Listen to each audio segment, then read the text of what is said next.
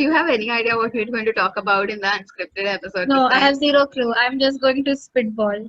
Okay, amazing.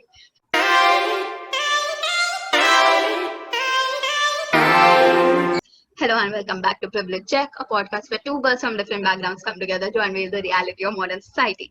I'm Lavleen. And I'm Shivangi. Through this podcast, we're going to reach out to the privileged You already know you are because you have access to this podcast. and teach them the 101s of how to not be a privileged prick. In this episode, which is a video episode, going to be the unscripted episode of the Privilege Check, we're going to talk about a lot of random things that have been on our heads since a long time and discuss all of that, and let's see how it goes. So, Shivangi, what have you been up to? So I recently,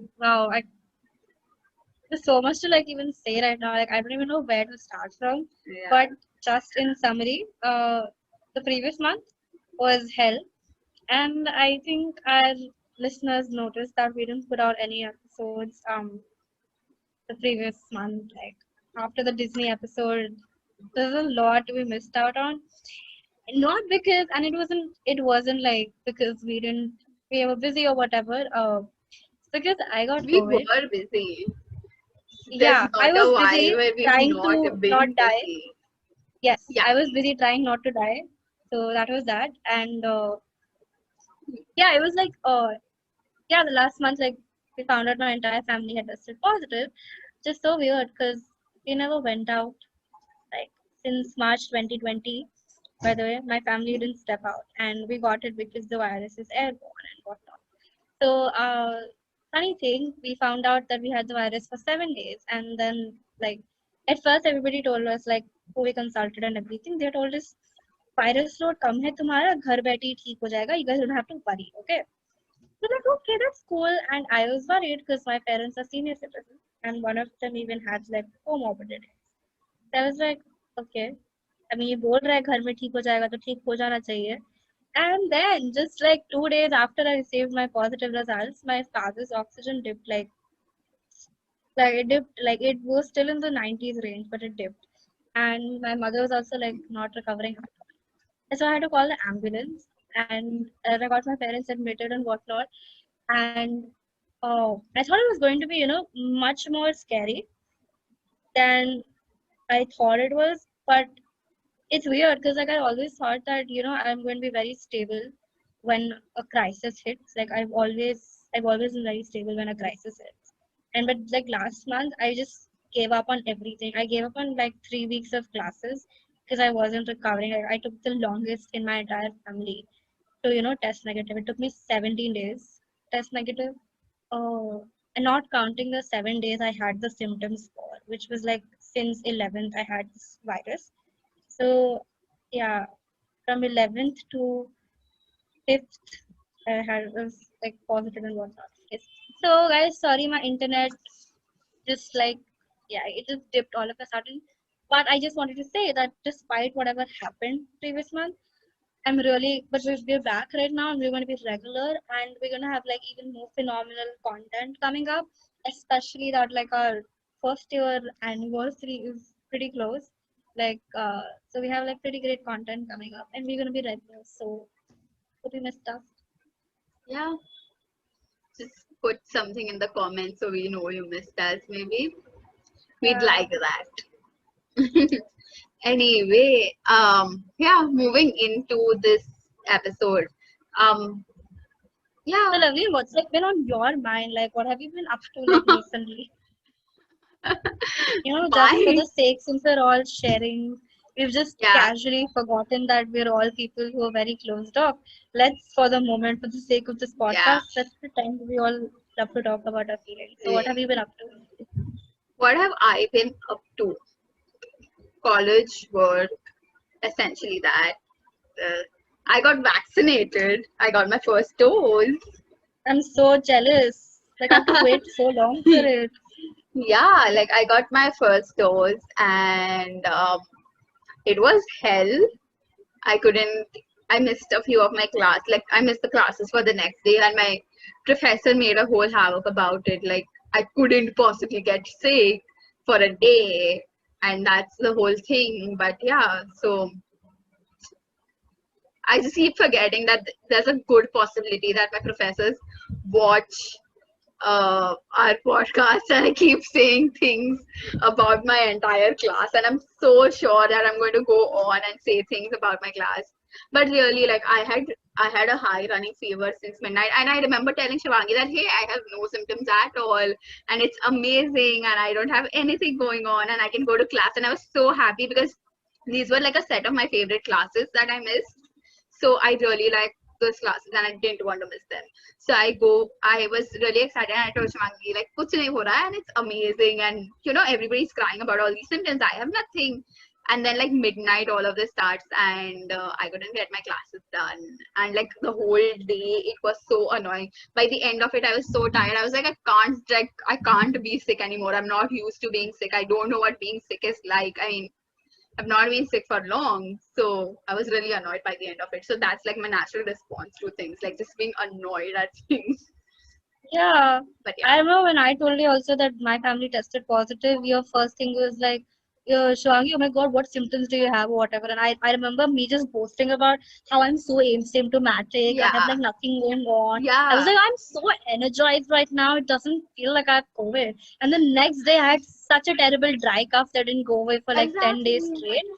So I Yeah, really shouldn't be saying that things are yeah. great or something. I Shivangi, really and shouldn't. yeah, the new thing that's actually happened in Shivangi's life and mine is that we've suddenly become super superstitious.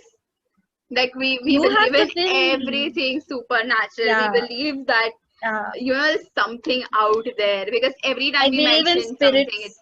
yeah, I really believe in spirits now. Like I believe the people who have like passed away have an impact on like your yeah, life and everything. I think that's what adulthood is, just realizing that all of these bakwas things that you learned, uh, yeah, about, it's just realizing that, you should have more belief in your ethnicity hmm, than, people like yeah, to give credit to because yeah, that's where superstition started from, right?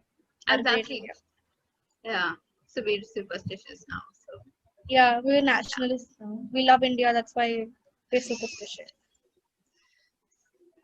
I don't know where this conversation is leading, yeah, um, but like, yeah. I So let's any let's segue into something we really like. I was watching a documentary, like same, before we started recording.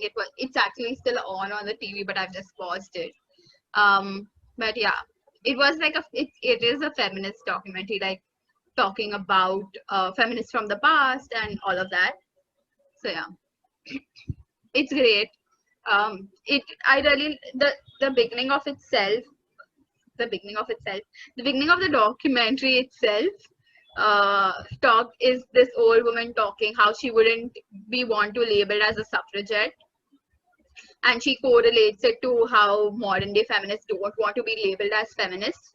And I love that about it. I was like, yeah, that makes so much sense. Like, because when we look at them and we think like, yeah, they didn't want to be labeled as suffragettes, and we just think like, yeah, but why? And then you look back onto ourselves and we're like, yeah, I don't want to be labeled as feminist as well. why don't they want to be like labeled as suffragettes? Like, is it because Hmm. suffragettes were mostly white and they had like a very different understanding of feminism and like feminism is more intersectional right now? Is that why? No, actually, it was that the idea that most men had of suffragettes. So she was essentially in college doing design or something like that, and she was studying, and she would always get picked on by the professors in a whole class of males. She was the only female or something like that, and she would always get picked on by the professors. And she realized that hey, it's because I am a woman, and everybody else realized it's because she was a woman as well. And she never mentioned it. So she said that she didn't mention it because if she did mention it, she'd be labeled as a suffragette, and she didn't want that because all the men believed that suffragettes were old white women with nothing better to do, who were angry at society and took like extreme measures for against men essentially, which is also what men today believe. Most men today believe feminism to be as well. Like, hey, it's just women who are angry at men. Right. I guess it makes sense, sort of. But um, Yeah, Honestly, it but does. like it does make sense. But like I feel, when there are terms that are introduced to like describe certain phenomena, I think it's very difficult to get rid of it or to like give new meanings to it. And I don't think it.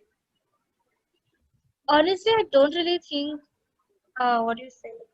When you look at it from a bird's eye view, I think uh, it's difficult to complicate simple matters. It's just like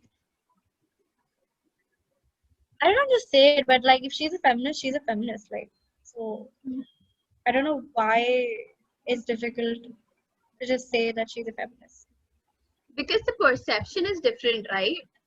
Like for example, even with myself, I've gone through this thing that if I say that, hey, you know what, I genuinely believe that men and women are equal. Okay, if I go around and I say something like that, people, I know, like men, I know male friends, I know male colleagues who would be like, okay, cool, that's great. But if I would mention something like, hey, I'm a feminist, I would probably get shamed for it. Like there have been times where I've stood up for myself and people have been like, yeah, you are the feminist kind. I was like, yeah, what's wrong with that? Then I had to go on and give the entire explanation that, hey, you know what? That's not what feminism means. That's not what you, just because you believe it to be a certain thing, you're not right. You are really wrong in your perception of feminism. And then I had to explain all of that, right? But then I think at a point there are women who don't have that option of explaining. So they have to live with that perception that men would have of them, where they're termed to be man haters. So they have a problem with being held into that perception. So I don't know if that's like the way of function or what, but I would rather like I wouldn't care what I'm being called for. If the cause I support is unanimously referred to as feminism, then damn well it I'm the feminist, and if anybody wants to, put me down or something for what I believe in, then that's their problem. That's just the way I function. Like, because I've also been Yeah, ridiculed for being feminist more often than people closer to me than people away, like, absolutely. who are distance from me. But I just function in a way that if I'm very like, I don't know, I don't like complicating ideologies. Like, even though ideology is essentially complicated, there's like no black or white in Hmm. ideology as well. There's you can like there's a spectrum, right? But for me, I feel like if I support something as simple as this, then I'm a feminist, and I just function in a way that I don't really care about like how people are going to ridicule me or like how they're going to misinterpret the phenomena. I know what I'm supporting is this, and that's what all that matters to me. So, Yeah, but yeah. I think like that again comes down to people's perception, right? So for you, how people perceive you does not matter to you. But there might be Yeah, that's women what I who said. really care about how they are viewed or how they're being looked at. They do not want to come off too strong or whatever. But which I ultimately mean, does but like not there's no support the cause, but it's just how it is. yeah, and at the same time, I feel like it does less for the feminist movement Absolutely. than a 21st century woman should be able to do. So I feel like, Absolutely. yeah, it kind of, we go back a few steps Yeah, when we hide. absolutely. I think when for every woman that does not say that she is a feminist, I think it gives into what the cause does not believe in. Because I Yeah, wouldn't mind, like at least personally, I wouldn't mind having to sit somebody down and explain to them what feminism is. Like for every time that I have been ridiculed for it or I have been shamed that, oh my god, you're a feminist or something like that, I've not shied away from telling them that, hey, you probably are misunderstanding it and I'm not scared or I'm not going to, I don't care if you yeah, about what you think, but that's not, you are wrong. And I think that's just me and that's just how I am in most situations in life, that if somebody is wrong, I'm just going to tell them that, hey, you know what, that doesn't make sense to me. But yeah, ultimately I was just yeah, explaining like the thought process of how women have just been. But I think somewhere, I know I might get like a lot of flack for saying this, but somewhere feminism in itself um, is not just complicated, and the reason that it gets its bad image from, or it gets this negative image from, also comes from women themselves as well. Like feminism in itself Absolutely. has like a lot of double standards. Okay. Yeah. I think, yeah, and because there's a lot of, see, the basic foundation of feminism is what? Like, men are equal to women, right? So, how one presents themselves in front of a woman Hmm. would be equivalent to how one presents themselves in front of a Hmm. man. So, the basic Absolutely. idea of being a feminist is that you don't see a difference of Absolutely. potential in two genders in terms of professional Absolutely. capacity Yeah. or even like Hmm. whatever capacity Hmm. except biological. Hmm. So there's a difference. There's no Hmm. difference basically between these two Yeah. genders. Hmm. But more often than not, first of all, there's this entire man-hating subculture of feminism, right? Yeah. Like which it's like it'd be wrong to call it radical feminism because radical feminism suggested women to have relationships with women, but they didn't outright say right that men are evil or whatever. They had like a lot of theories or whatever. But this man-hating feminism is like a product of 21st century. It's prevalent even more now, and where it's something as simple as if there's like a male, let's look at music. Okay? If there's a male artist singing about heartbreak or like topics that were previously associated with emotional top concepts or whatever. It's more often than not, and and I'm basing my opinion based on what I see on Twitter. It's more often than not considered fake or considered a PR stunt or considered like just it's ghost writers, obviously, because no man can pen down his feelings like that. That's what's believed, right?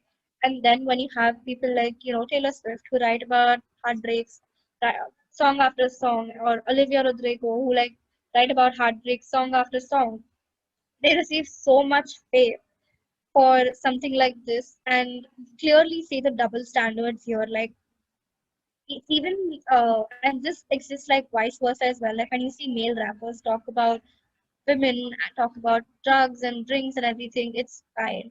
But when like the female rappers like Megan Thee Stallion or uh, I don't know who else is a female rapper. Uh, what's her name? Sweaty or something like that. Nicki Minaj. Nicki Minaj is a rapper. Oh my god, how did I forget her? But yeah, even Nicki Minaj. So like when you see artists like this think about topics like that previously male rappers sang, they also receive a lot of flack for it. So this double standard exists like both ways, and sometimes it's getting really annoying because you are losing the crux of feminism. Just don't call yourself a feminist, right? If you believe that one activities of one gender is going to be put on a higher pedestal than activities of like another gender. So yeah, what do you have to say about it? Yeah, I absolutely agree with all of that. For example, like I don't know if you've heard this, but there's this underrated song of Taylor Swift called "The Man," where she talks about that. Hey, if I get hate for doing everything I do, but if a man did it, then he'd be the man, right? So if I was a man, I'd be the man. Uh, there's the term called the man. He's the Yeah, man, yeah, right? I know, I Yeah. understand. So Uh, that's what she's talking about, because she says that, hey, I write heartbreak songs and I write like emotional stuff and I write about my exes and I get all sorts of flack for it, for writing about my exes, and I'm deemed to be like this person who, oh my gosh, she's going to write a song about you, sort of thing, right? um yeah, and something that's really, she's deemed to be like this crazy ex. But like there are other male artists, like you said, like, hey, male artists are supposed, they get a lot of flack for writing emotional stuff. But if you think about it, there are a lot of male artists who also write emotional songs and they're loved. Like I don't know if you see Bruno Mars or Ed Sheeran, they write a lot of emotional stuff, right? But their songs are like, oh wow, that's a great song. And they write about their yeah, exes as well. There are whole songs they've written about their exes as well. But they're not termed to be like the ex writer, or oh, they're going to write a song about their ex or something. And that's what she talks yeah, about. She says, and she's she gets a lot of flack for changing a lot of, because she's been in a lot of relationships, so she gets a lot of hate for that as well. So that's what she was talking about as well. Like, hey, if somebody else did that, if a man did that, then he wouldn't be getting so much hate. He'd be like the star, he's the man. Yeah. It's essentially that's what about. So yeah, Yeah. and also coming back to uh, how the first point that you actually made, which I completely agree with, about how women want to be on equal standards with men, but they subconsciously or unconsciously just still do not view men and women equally themselves. And it's not just in saying that women are inferior, it's also saying men are inferior than women. It's the other way around as well. Like, hey, I would Yeah. possibly trust a woman more than a man, or I would if they're strangers, I would possibly go with a woman than a man. And what are the chances that a woman can't do everything a man is supposed to do, right? Like, even in the Yeah. negatives. Mm-mm.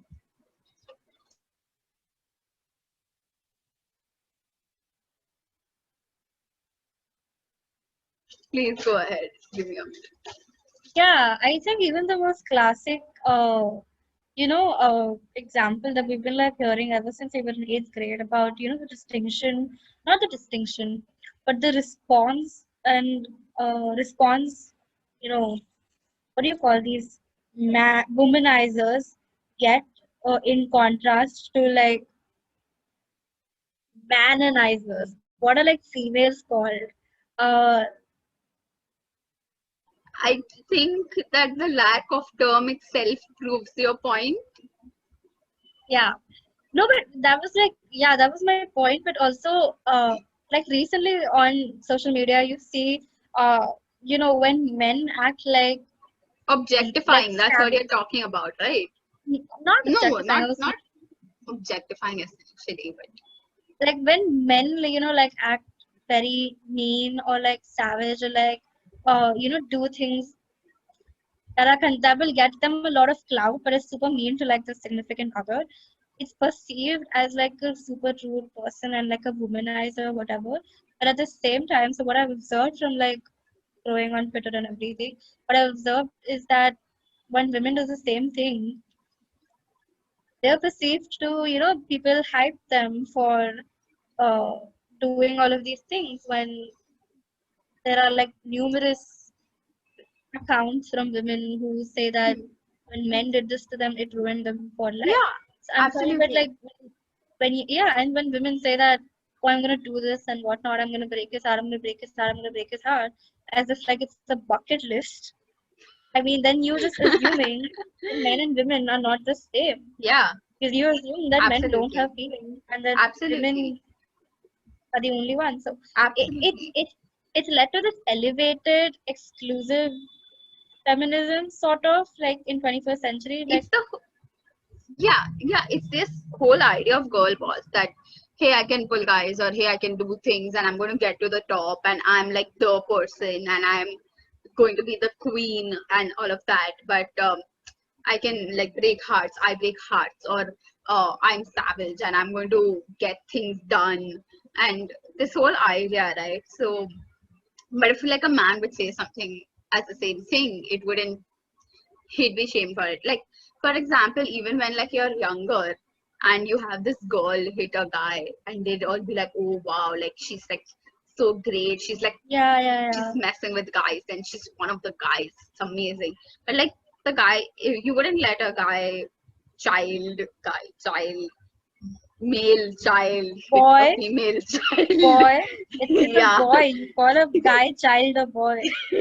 No, but like a boy could be anywhere between like 0 to 15, right? I'm still talking Little about, boy. yeah. So yeah, that's why I said a male child. Okay, makes sense. It's English. You sound condescending more than descriptive.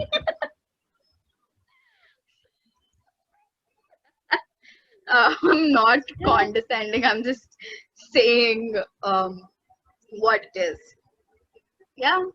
So all of this, like even like suppose a woman, a girls to say like, hey, if a woman is following me, I have like zero problem with it, or like if she's looking at me, it's okay, she's admiring me and all of that. Oh my god, so amazing. But like if a guy is looking at me, oh my god, he's totally going like, what are the chances that another, like if you are so pro LGBTQIA plus, like what are the how is it that your mind does not strike that another woman also has the capacity to, you know, mentally do things to you, or like even physically do things to you, or think about you in an inappropriate manner, just like a Yeah, man would. they're What are more the chances? homophobic. That's Yeah, more yeah, homophobic it's than any of these people who've been yeah, cancelled. Yeah. yeah. And like, I feel like I remember one of our professors, I think, so we had this discussion on like, rape and the punishment for rape, right? And one of our professors like told us that, you guys really wanted to do horrible you wanted to torture all of these like, convicts, not even convicts, but like accused. You wanted to torture the accused and whatnot for whatever they did. You had like very, very medieval ideas in mind. And he said that, it's so strange how in 21st century, even people constitute sexual harassment as anything from a gaze to like the actual act of forceful penetration. And he said that's really stupid because like you don't know what the other person is thinking when like they look at you. And a lot of women, like I feel like a lot, not a lot would be the wrong word, but like considerable amount of women have said, that this man is looking weirdly at me and whatnot. Like it's just a very weird assumption to make. It's also a very dumb assumption to make, honestly, to assume that just because somebody's looking at you, they're like sexually harassing you. So he said Yeah, that you throw this term around, and mostly women throw this term around so casually right exactly, exactly. that like yeah that and about like the girl boss thing you were talking about. I think the appropriate term right now that women have turned into is like revenge feminism. Like it's all like everything that they do right now is not to not because they have their own personal goals or ambitions that stem from like what they want to achieve in life, but it's rather than what men have previously achieved, and how they want to just one up like male top dogs in their respective fields. So it's become less about what they want and more about being the first woman to do things. And I feel like it's led to a very disgusting competition. And competition is good, man. Competition is healthy as long as it's healthy. But as long as you make it about gender and like you pit one gender against other gender and just That's the whole like it's point of just dumb. feminism, right? That you don't want to compare genders, you don't want them to be pit Yeah, against each other, you just want to look at it as neutral. So like you don't see pink and blue, you just see yellow, yellow, yellow. yeah, That's the end goal. So revenge feminism really doesn't work. It's just saying, hey, you know what, you were mean to me, so I'm going to be mean to you. But not you, but somebody was mean to somebody at some point of time, so I'm going to yeah, be mean to you. It's that. So like exactly. if a It's man has, really that. if a man or woman has been mean to you and you are being mean back to them, I wouldn't mind that. I'm all for like go kill each other off, or like I couldn't care less about it. But Yeah, saying that I'm killing you because somebody at some point of time killed somebody else, or specifically I'm going to kill a man because a man at some point of time killed a woman just for being a woman, so I'm going to kill a man just for being a man, that doesn't make sense to me. yeah, And that's sort of illogical as well. That's yeah. literally It's like, not. Yeah, the logistics there is really flawed, and it's not going to work out in like hmm, law. Like yeah, law is not going to back up crazy absolutely, stories, crazy assumptions absolutely, like that. So absolutely. you're not going anywhere with stuff like that. Hmm. I know there's like a thin line as well, right? Like anything you do for in the name of feminism, I think it needs to pertain to legality as well. Like Yeah, I don't think feminism at any point, if it had a doctrine with laws and bylaws, would have said that hey, you need to do illegal stuff.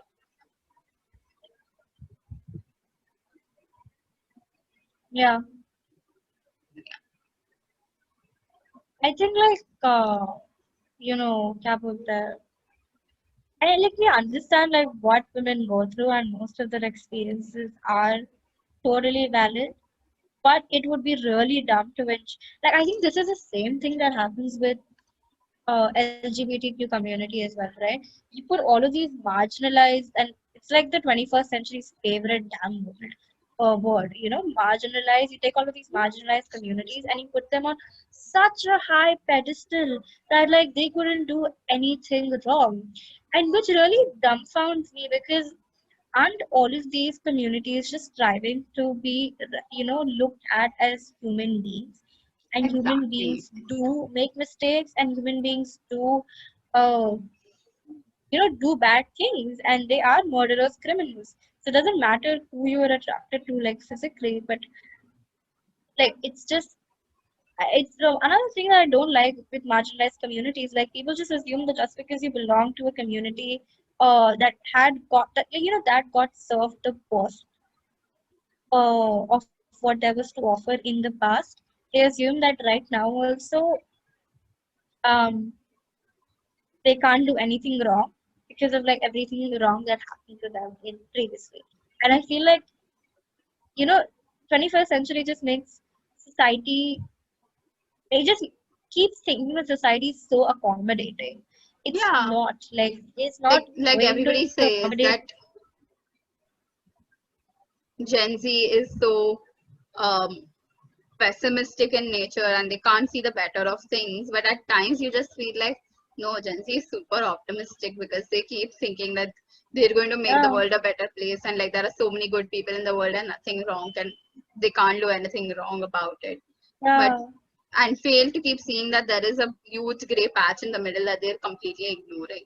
That it's not black and white. yeah. There's a whole lot of gray that you can't figure out for the life of it. Exactly. And I feel like Gen Z even like, underestimates how complex mental health is. Because Yeah, one of the conversations that we opened up was, mental health awareness. And so now they assume that just because they have access to all of this information and all of this diagnosis on all of these various social media channels and all of these like tests, psychological diagnosis tests available online for free and whatnot, they think they're going to be much more like mentally aware and be more mentally cautious, but it's not true. Like it's really not that simple. Just because you yeah, know of a concept doesn't mean you can apply it exactly. practically. Like Absolutely. that's I was I think when we were watching this, so our department recently has this film program and it had recently seen certain movies like made by students. And Shwangi and I were watching one of them because it was being screened and it was a great movie. And yeah, it spoke about mental illness and how people would want to be ill for sympathy, for just to get the attention, just to get noticed, right? Or exaggerate things for notice. And that's something that got me thinking, and I was having this conversation where I genuinely feel that mental health is given so much importance today, which it definitely deserves, but it's being used as a shield to most people tend to use it as a shield to against to not face the reality, to not face the music, yeah, to to not delay face reality. yeah, to not Exactly. face that hey something is happening to me, or to face that they're wrong at a point. They just use it as a shield to say that you know what, I'm mentally ill and I need to like get away with this, or to just believe that they're going to be in a better place if they take their flag of being mentally ill and and hoist it and wave it around and say that hey, you know what, just stay away from me because I need my space. But the thing is that a lot of people do need their space, and I think we've spoken about this at length in our mental health episode as well. And people don't have access to that space. You do, which is great, and you need to understand your space and you need to take care of your space because it's your space and nobody else can do that for you. But there's a thin line between understanding your space and taking care of your space and using your space as a hurdle for others, using your space as something to protect yourself from reality as well, or to get, I know a lot of people say that oh no, you can't say that people are using mental health to get attention, but at times people are at people They at are. times people just use it to um, like you said, They delay take, reality, to just make sure that they're okay and everybody else who cares. yeah. And it's true, it happens. Like It it's does. it's like at the same time I understand these many people being mentally ill makes sense, but at the same time, if you understand that half of these people are claiming they're mentally ill by like, online diagnosis and never Yeah, really having access and never really, making the effort or having the access to actually go to, medical health yep, professionals and see absolutely. whether they're actually clinically ill or not. So a And lot of it is being derived by how accessible everything is right now. a lot So of it is also derived from how they feel. Oh, I feel really sad, yeah, I'm depressed. Oh, I'm so nervous, I'm anxious, I have anxiety. Oh yeah, no, something happened sometime and now I can't face it, I have PTSD. It's all self diagnosis, which doesn't make sense yeah. as well. And if you remember, I think we spoke about this in this episode where we were talking about physical disability. I can't remember the right name for the episode. I think it was recast transport, if I'm not wrong. I think Because so. I think so.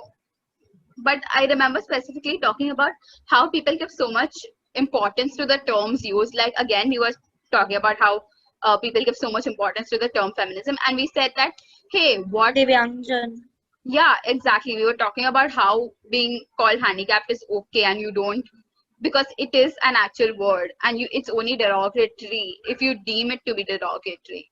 It doesn't have to be derogatory. Like, you could say handicap, you don't have to say specially able. It would mean the same thing. It's the cause, the derivation of it is the same thing, right? And I think that's also applied into mental illness, where people use the terms very casually.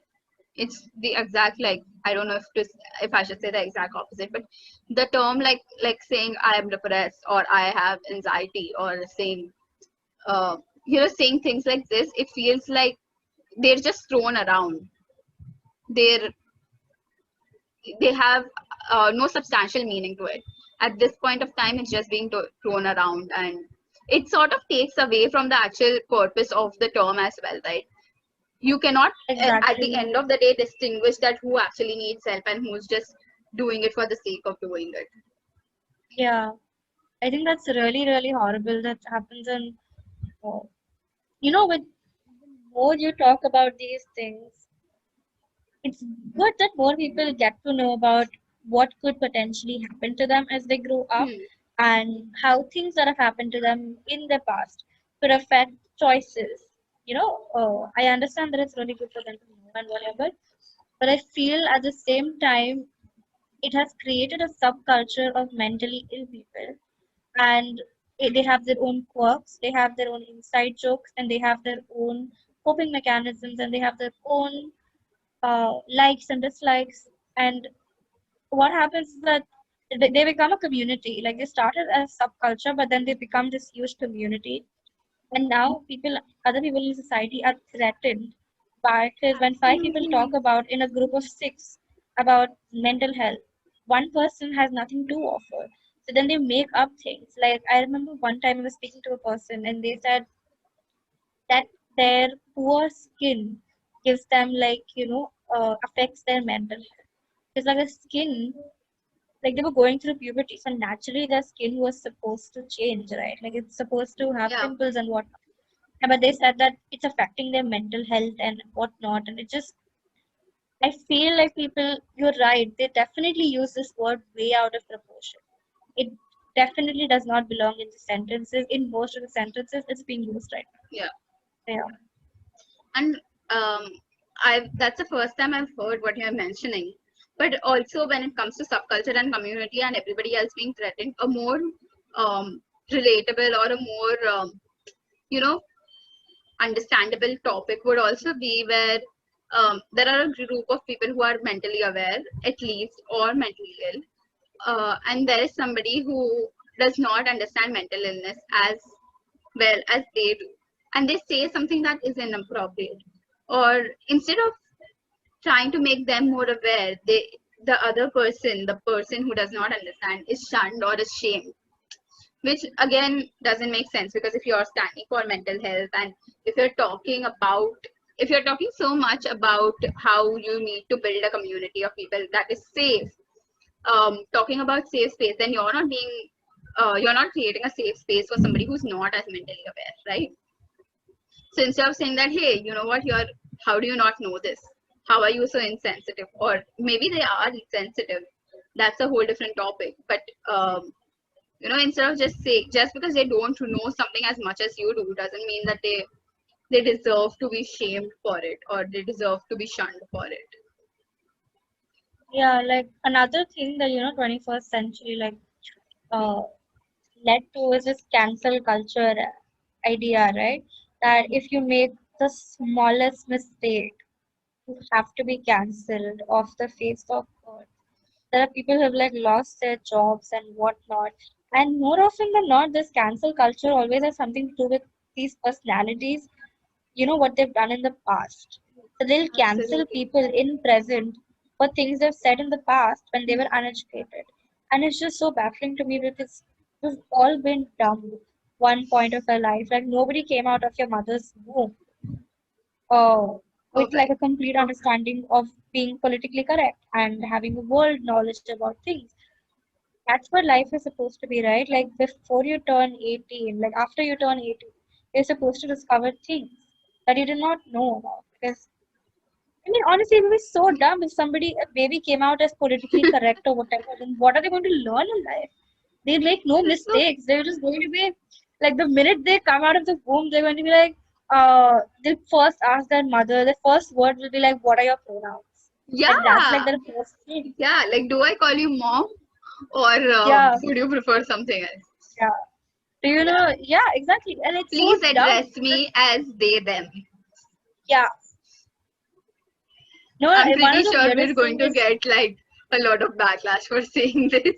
dude, like if you want pronouns, trans pronoun, like sorry, you call it non-binary pronouns, then go for it. I'm just saying, don't be like being politically correct is impossible. Yeah. We've all made fun of a trans person once. We've all made fun of somebody who looked a little bit effeminate or looked a bit Yeah.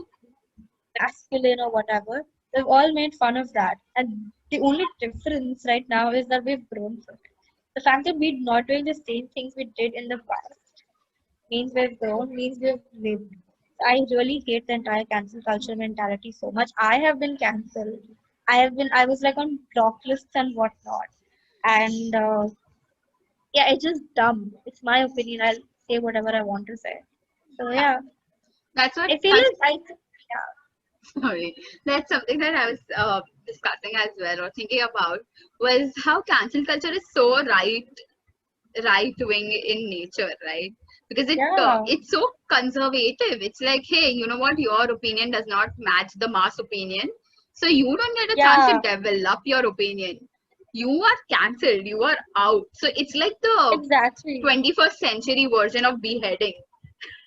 Like, Yeah, to it's almost because imagine actually wiping somebody's face off the digital space. That's almost like beheading at this point because that's yeah, not saying that hey, social media is my life, but I'm just saying that the digital space is something that's become so integral to somebody's life or it's become so integral to somebody's identity that if you are canceling them off of that, you're taking a good chunk off of their connections, of their networks.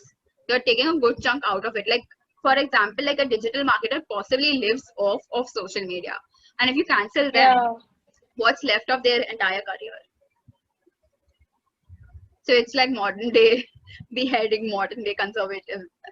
Yeah, we spoke about this in Ali's wedding also, right? That leftists are more conservative than they like to believe. So not as liberal as they like to associate themselves to. They have like they're very restrictive. They, in fact, I feel like I think, sometimes feel like I sympathize with Republican agenda a little more because at least they're honest about being or doing whatever they want to do, like to a woman's body or to like immigrants yeah, or whatever. They're honest. yeah. But also, I think, Leftist people aren't. yeah, I think the problem here that has become is left, the term left or liberal is being Yeah, interchanged with progressive. Yeah, it's used for progressive. It's being misused exactly. for it's Leftists been in made our synonymous. country, Sorry, it's yeah, been made synonymous to progressive. Sure, having progressive ideas is great, but that's one part of your ideology. If you call yourself a leftist or if yeah, you're calling yourself a liberal, then you stand for free speech. You stand for letting people have their opinions, right? So being at progressive the is okay. same It's not the time, same thing. That's what people need to yeah, understand. at the same time being leftist stands for government ownership. So you talk Yeah. about liberalism, which is obviously, not curtailing freedom of anybody in the society, Is left right? government ownership or is left capitalism? No, Because left is government ownership ownership is socialism. because communists are leftists. Yeah, makes sense. Communists are leftists, so yeah. So anyways, left traditionally in India is government ownership, is government control, is communism, right? And then on the other hand, people associate leftism with liberalism. While on liberalism, on the other Absolutely. hand, emphasizes on freedom and opening up and like freedom of like everybody in the society, whether it Yeah. be like positive liberalism or whatever the other classic liberalism or other liberalism.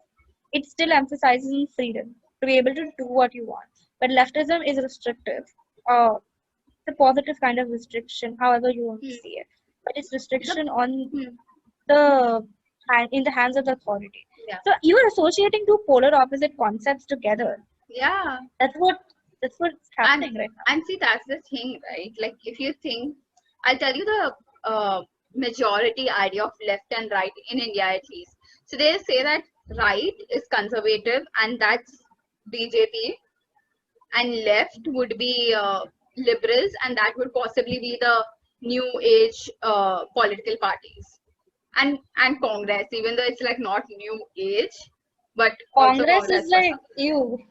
It's Yeah. like I know because thing is the reason people call Congress leftist is because Congress is like no individual identity left anymore in the It's political yeah, spectrum. it's also because people view BJP and Congress as opposition because the two largest Yeah, parties, right? So whatever yeah, BJP has an identity. So whatever BJP isn't is what Congress is. So that's how people view it. exactly.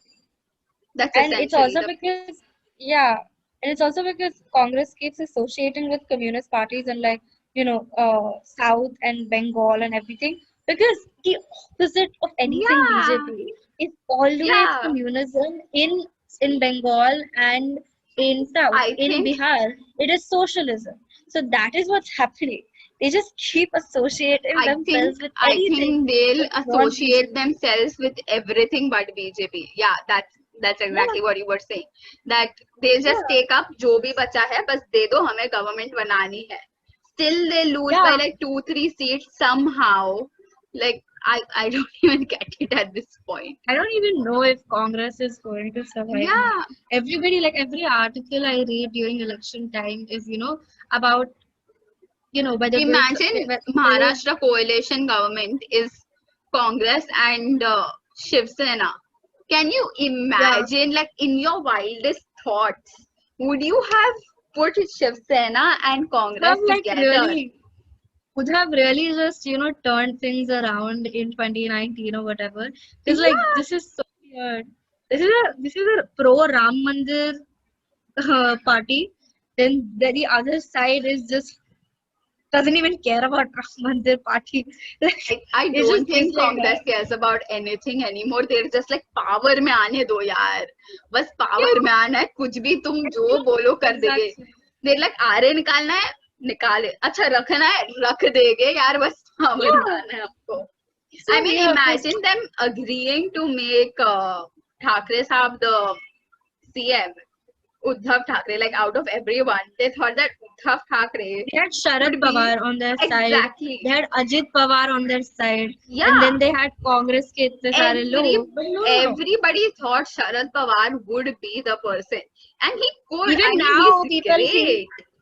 even now, people are saying Sharad Pawar is going to be the president face and whatnot I for wish, the man. next He's election. smart. He's like the only Not smart politician that I can think of. He's great. He's not a people's politician for me. Like, Yeah, I feel he's more ambitious he than a is. leader.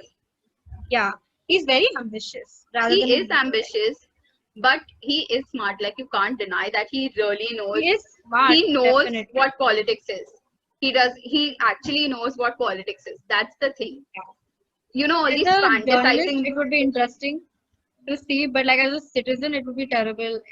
Really terrible. Like nothing's as terrible as having BJP back, but it would be definitely. I would definitely be like very iffy if he became the CM because he's very. I feel like he's a very faltu person. Like I don't know from what I've But read about him. Like that's why I said he knows I know politics. that's what Like politics is. Yeah, wherever the every winning streak is, you have to go yeah, there. every And glorified political movie that you've ever seen, be it something as dumb as Rajniti, where you see these people never just seen it. faltu people, that's Sharad Yeah, Pawar. That's Sharad Pawar, yeah. but he's a game Sarah is the changer. most He is, faltu person on earth. yeah. Bro, NCP joined BJP. They said that ban jayegi government. Fadnavis took the oath and then he was like, no, thank you. Main chala Shiv Sena ke saath. That's what he He's is. just insane. I know. He's like, I just don't like Imagine him only, man. Fadnavis He's so taking the terrifying. oath and then he's like, no, thank you. What is No, no. this guy? It's the half of the thing, like, even right now, like, he's in parliament, right? Sabha or Rajya Sabha, I don't remember which one, but he's in one of the houses. And even there, he's asking all of these, easy questions to the government. Like when he has a choice during question hour to Yeah. ask hard questions, he's asking easy because he has something in play. Yeah, Like, man. I just know this man. His mind is, I don't even know this guy. Like, he's great. I think He's very paltu. I just don't trust him only. Like, I think he was supposed I to be wouldn't want PM him. when he was supposed to be PM, but then they had made Manmohan Singh the PM instead. Yeah, So, Sonia wanted a puppet. yeah. That's why. Duh. Yeah. So I still cannot believe people really thought Manmohan Singh, this man with so many academic caliber, was made as a puppet. I cannot believe that. This man is so smart. I watched one of his interviews with Shekhar Kapoor, the person who owns Print, and he was just so knowledgeable, man. Like so educated. Like I cannot he believe is. somebody this educated can be made Yeah. into a puppet so easily. That's the thing about Congress, right? Dynasty matters much more than your individual Definitely. caliber, which was a Definitely. very Sonia mindset. But then Rahul, on the other hand, from what I read in like political books and everything, Rahul, on the other hand, believes in individual caliber. He doesn't believe in the Gandhi name. He wants anybody to take up leadership if they are capable of it. Yeah, Whereas but then Sonia, that's also like, I think that's also like a generational thing. it's a generation thing definitely, but this was also something he said, like when he was not attending public events in India as Yeah. a presidential phase, so people just associated this quote with something, him trying to run away from responsibilities. But Yeah. he's like, But I I genuinely can't take like half of the things Rahul Gandhi says seriously because the other half of it is really dumb. So see, I don't take anybody serious. I don't take any leader seriously who just speaks to just speak against Modi. Like yeah, if you don't offer me critique every time, or like if you don't offer me constructive solutions to whatever they're doing wrong, then I don't want to listen to your podcast. Like it's as simple as that. but That's the it's entire actually Congress difficult for personality. Congress to critique the Modi government as well because half of the things the Modi government has done were initial projects that Congress took up. It were projects that the Modi government Yeah, rejected sitting in opposition, or they were projects that they've just Modi renamed.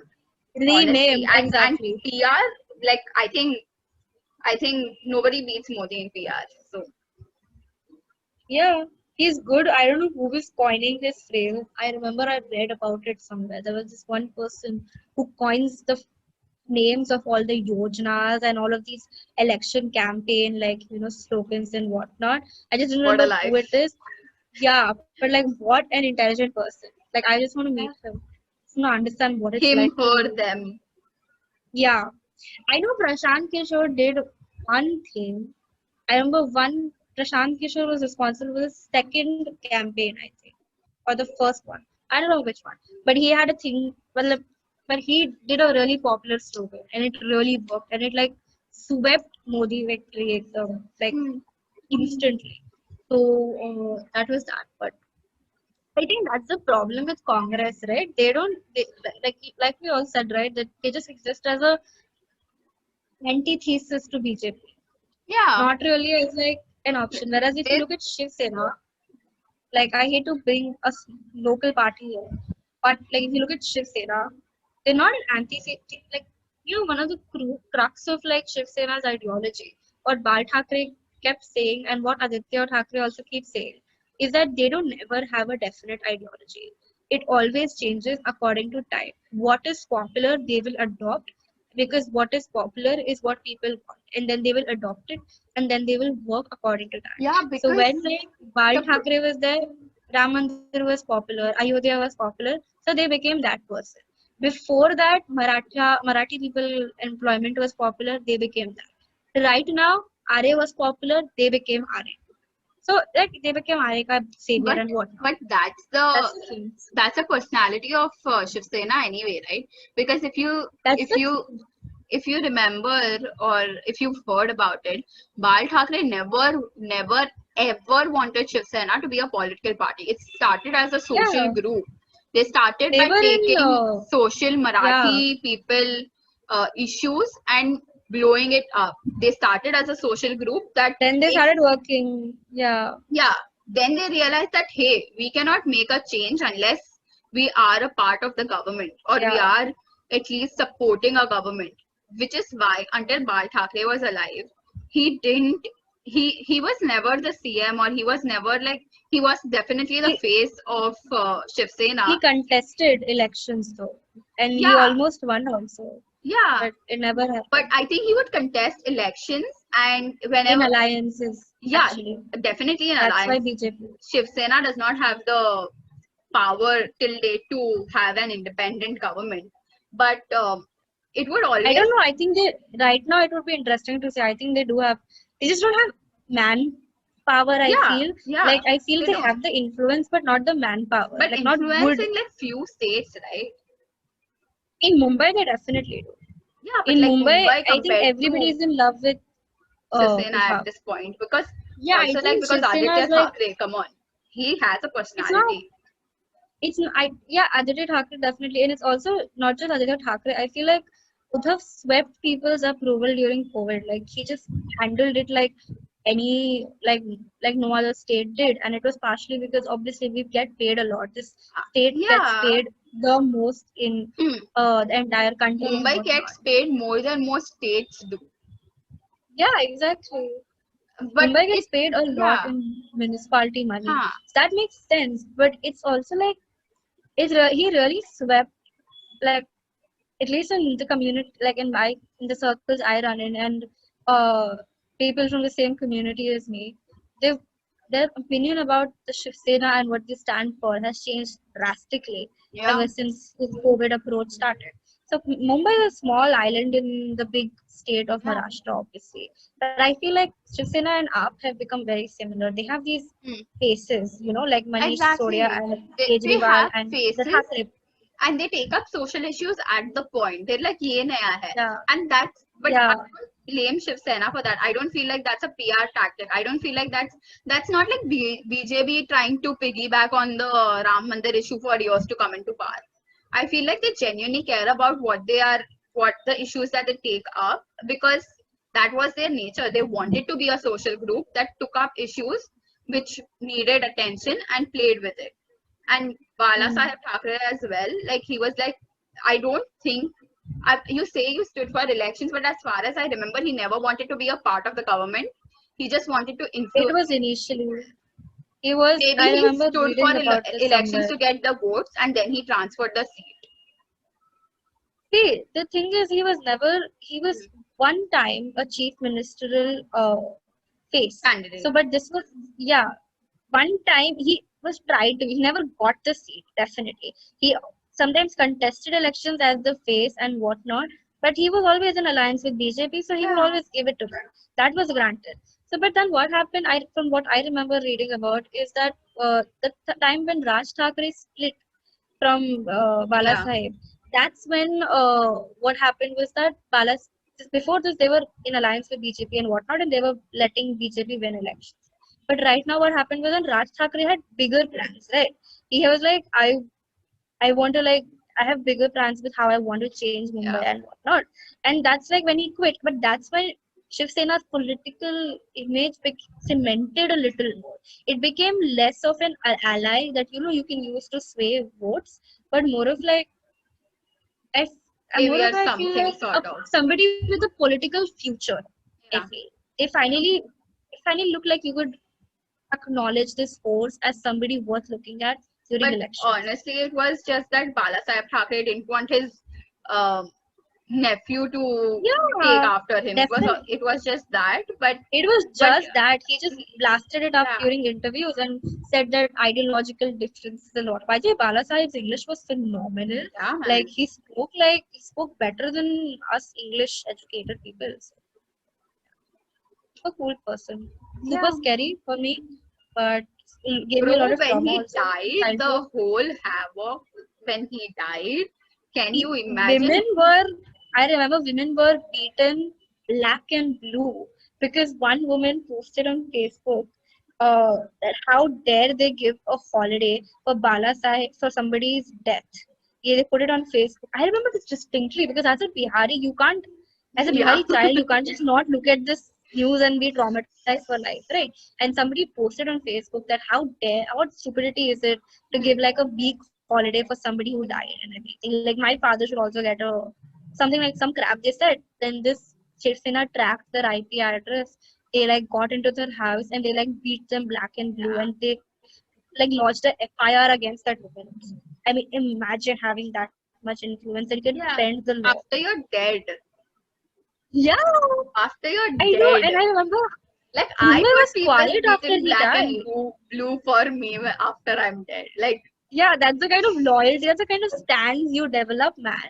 And I remember Mumbai was so quiet, lovely. I think yeah, Mumbai was like it during was COVID quiet. ke The COVID ke pehle, practically entire anytime it Mumbai was was quiet. mourning, like literally mourning. Still, exactly. So Balasaheb had a lot of influence, man. This man is just like I know I'm supposed to hate him and whatnot, but I cannot deny that Yeah. he was a very charming personality. Just very charming and very strategic. Like, it's another thing. He was very realistic. Also, he knew he was not going to win when Mumbai is a metropolitan city. Sorry, Marathi. It's a metropolitan city, so he's not going to win on the basis of Marathi, Marathi right? words. Yeah. So, yeah, Marathi Manus, whatever their slogan was. Be Marathi, something like that. Be Marathi Manus. I think that was what it was. Whatever it was. Yeah, so I just done a lot of research about this guy because he's just so Yeah. interesting. Anyways, we went from Yeah, like the 21st century yeah. to past But politics, but yeah, I was also thinking how but now that you mention it, I was just thinking how he knew that he's not going to like just win off of minority votes, right? But if you yeah, notice, a lot of influencers today, or like just people in general who really wanted to, sound really nice and all, they try to piggyback yeah, off of so many minority groups, or they'll try to like be the savior for them, or they'll make one minority group their agenda, and their entire personality would then be based off like, hey, yeah. I'm nice to them. Arey, what is this? Samajwadi Party, Bahujan Samaj Party, all Yeah, about saving Dalits and whatnot. yeah, exactly. Like, BSP is organizing. So weird, it's BSP. yeah. But Bahujan Samaj Party is Huh. organizing Brahman Sammelans, a party for Dalits, is organizing Sammelans for Brahmins.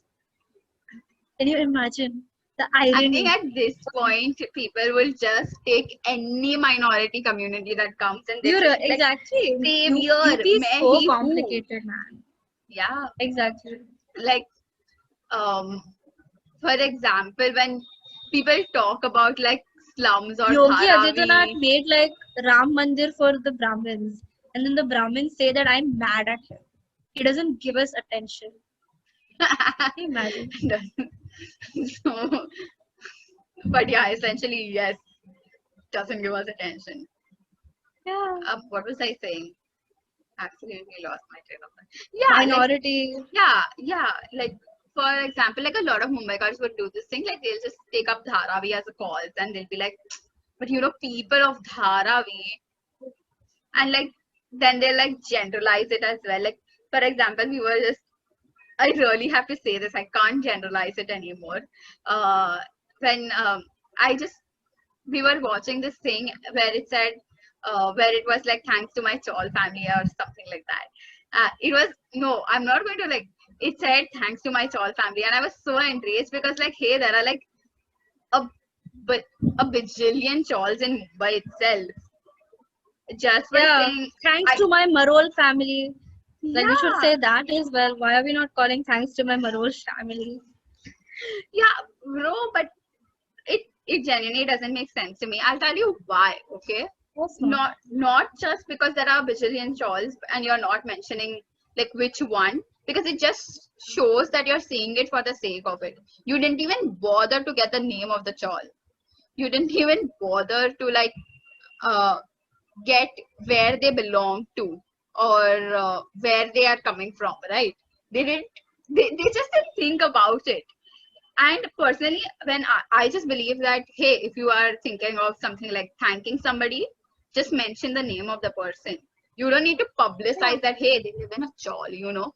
So and I'm like so Yeah. kind to them because like they're from a chawl and I'm not, and I'm yeah, so kind. Imagine Imagine thanking Narendra Modi saying that, hey, you who lives in the Lutyens house, to my Lutyens family. I don't know what it's called, but like wherever he lives, that's super rich and whatnot.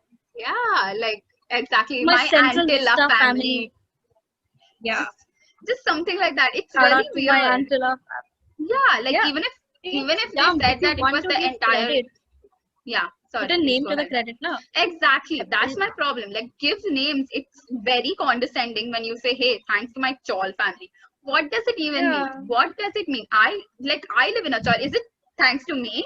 मैंने तो कुछ नहीं किया, Yeah. आप मुझे thanks Naveen, बोल रहे तुमने हो. किया ना? I तुमने know, किया ना? right? Like, it Do genuinely you doesn't make realize, sense. do you think that there's only one chawl in the entirety I of know, Mumbai? right? Either they're really, really ignorant, either it's that, or they're just being, or they're just trying to pick, like I said, piggyback of minorities. They're trying to like get recognition. Oh my god, so cute! They like thanked like people from the stall. Oh my god, that's so cute. That useless idiots. Like, I feel like this is all we had to say about, uh, like what's like the double standards are in like the 21st century and like of the experiences. And we did kind of lose track in between as I talking about the past, present, and we like just got distracted like in between talking about politics and everything. But so I think that's all we had to like say today. And yeah, so thank you for listening to Privilege Check podcast. If you like this episode, then please leave a review on Apple Podcasts or wherever you get your podcasts. Don't forget to follow us on our socials. That's Facebook, Twitter, Instagram, LinkedIn at Privilege Check. That's PRIVILEGECHK. And don't forget to like this video if you're watching it on YouTube. Subscribe to our channel. And here's to an enlightened life.